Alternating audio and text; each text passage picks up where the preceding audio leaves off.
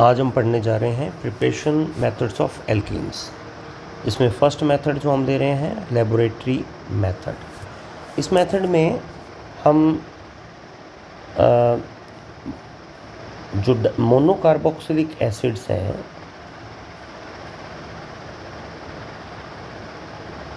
जैसे ऐसे carboxylic acid जिनमें कि एक कार्बोक्सिलिक एसिड ग्रुप प्रेजेंट हो, COOH ग्रुप प्रेजेंट हो, ऐसे कंपाउंड्स को हम मोनोकार्बोक्सिलिक एसिड कहते हैं।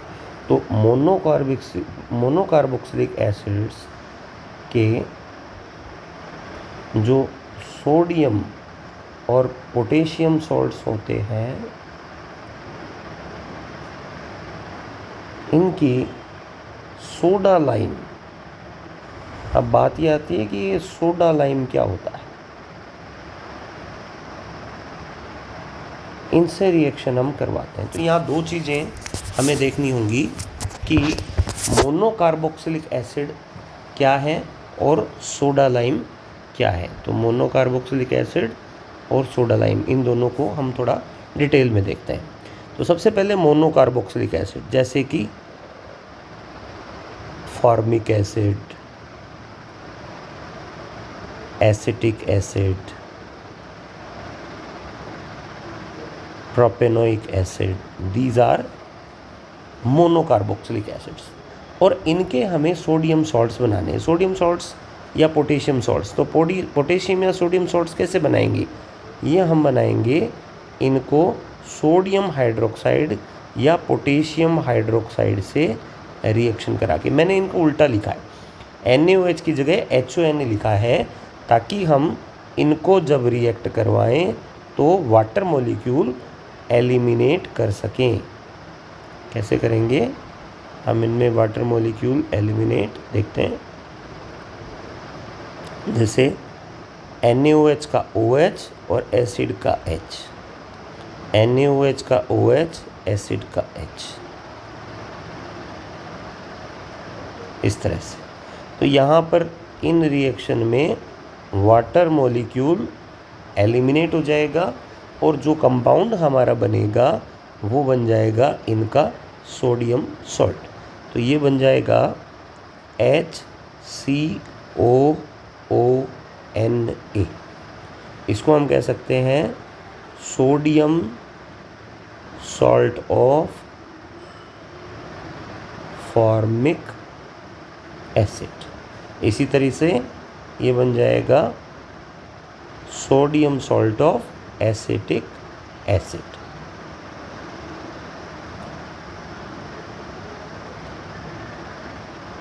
और ये बन जाएगा, प्रोपेनोइक एसिड था तो sodium salt of propanoic acid.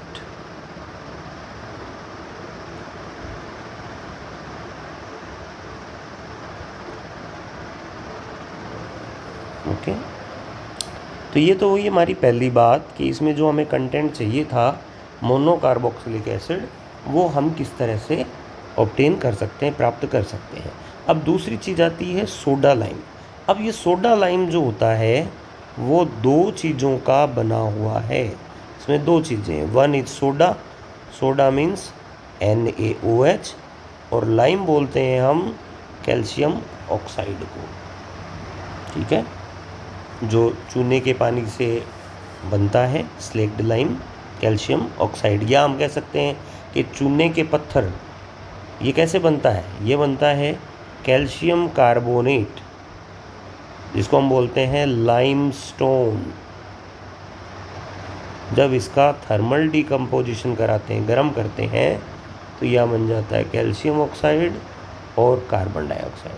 तो ये जो बचा है इसको हम बोल देते हैं लाइम, ये लाइम। तो अब यहाँ पर इनका अर्थ क्या है? देखिए, होता ऐसा है कि कोई भी रिएक्शन जो हमें करवानी होती है उसे हमें किसी भी ग्लासवेयर में, क्योंकि लेबोरेटरी में जितने भी यूटेंसिल्स होते हैं, पात्र होते हैं, वो सब कांच के होते हैं। तो जैसे हम टेस्ट ट्यूब का इस्तेमाल करते हैं, ये आपकी टेस्ट ट्यूब ही जो कि ग्लास की बनी होती है, ग्लास टेस्ट ट्यूब। तो इसमें हमें रिएक्शन कंडक्ट करवानी है, ठीक है। और ये जो ग्लास होता है ये बोरेक्स का बना होता है, बोरोन का कंपाउंड है।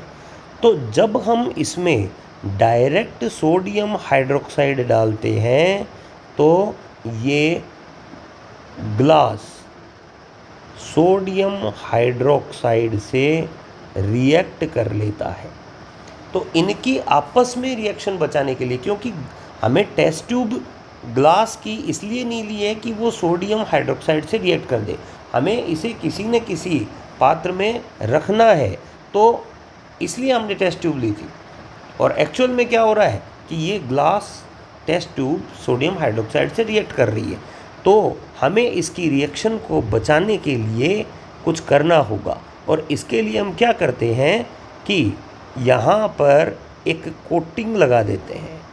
ये मैंने यहाँ पर कोटिंग लगा दी, और ये कोटिंग किसकी है? ये कोटिंग है कैल्शियम ऑक्साइड की, मतलब लाइम की, ठीक है। अब आ जाते हैं हम फिर से रिएक्शन पे।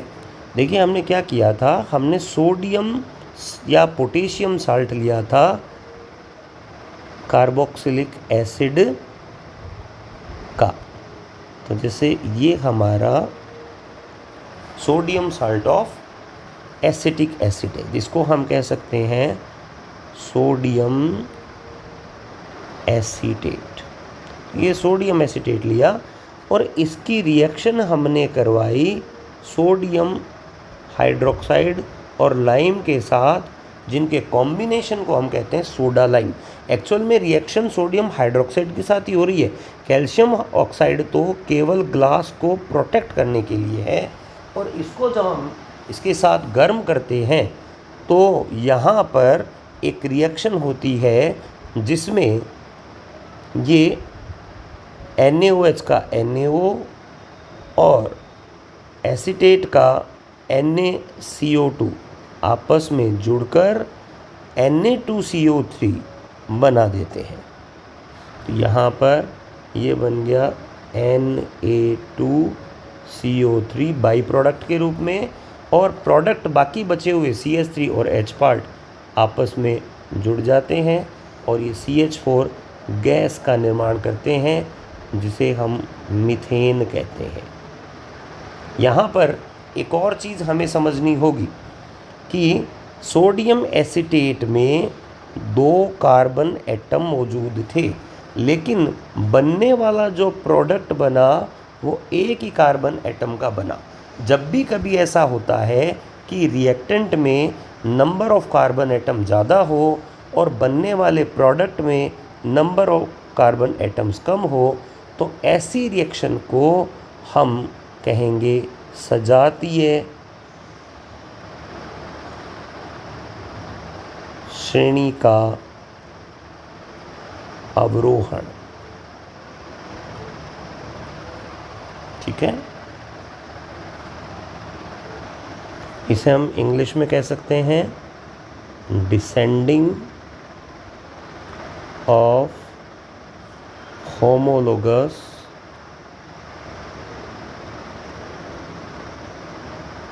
सीरीज।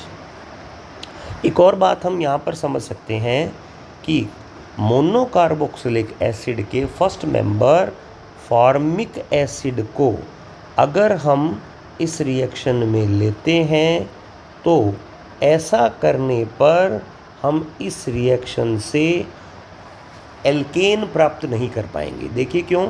जैसा कि अभी हमने देखा था कि जब हम इसकी रिएक्शन करवाएंगे तो यहाँ से Na2CO3 निकल जाता है। तो ये Na2CO3 वाला पार्ट जब यहाँ से निकल जाएगा तो पीछे से केवल हाइड्रोजन बचा रह जाएगा, तो H2 + Na2CO3।